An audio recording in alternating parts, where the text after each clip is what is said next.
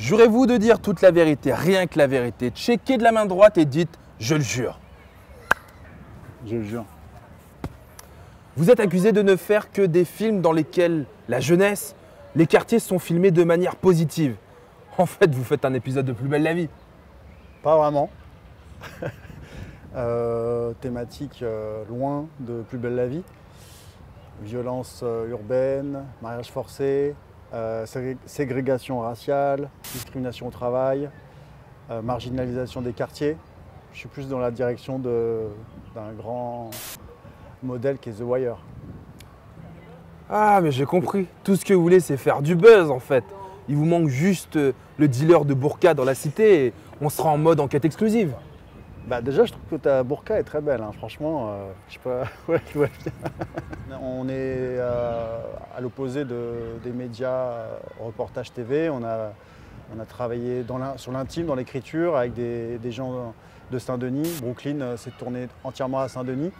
Et on est vraiment loin des clichés, justement, qu'on voit tout le temps au cinéma sur la banlieue. Donc on est plus dans l'intime, dans la complexité des personnages. Ils ont des faces sombres, des faces solaires, mais c'est des personnages qu'on aime, qui désirent, qui ont de l'espoir. Voilà, c'est comme dans la vraie vie. Donc on est vraiment loin d'Envoyé spécial ou de je sais pas quoi, ce que tu m'as dit là. En fait, vous n'êtes qu'un idéaliste naïf. Vous pensez vraiment que la culture va sauver la jeunesse? Bah déjà, la culture, il n'y a pas une seule culture, il y a plusieurs cultures déjà.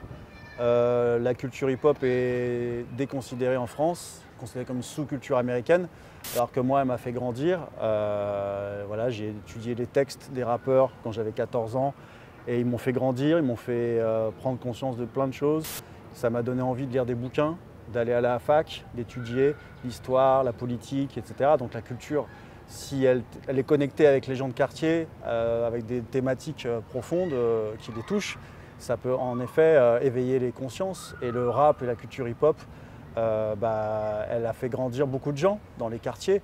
Et mon film, Brooklyn, c'était une manière de rendre hommage à tous ces gens, tous ces activistes qui, depuis 30 ans, éduquent la jeunesse avec une culture populaire. Et Brooklyn, c'est vraiment cet hommage-là aux gens qui font des ateliers d'écriture dans les quartiers, etc. et qui transmettent un patrimoine populaire qui est complètement déconsidéré dans les médias. Donc voilà, c'est une bataille de faire un film de cinéma avec cette culture populaire-là. Et je suis sûr que plein de gens peuvent être touchés par le film parce que c'est authentique et ça vient de Saint-Denis. Voilà quoi.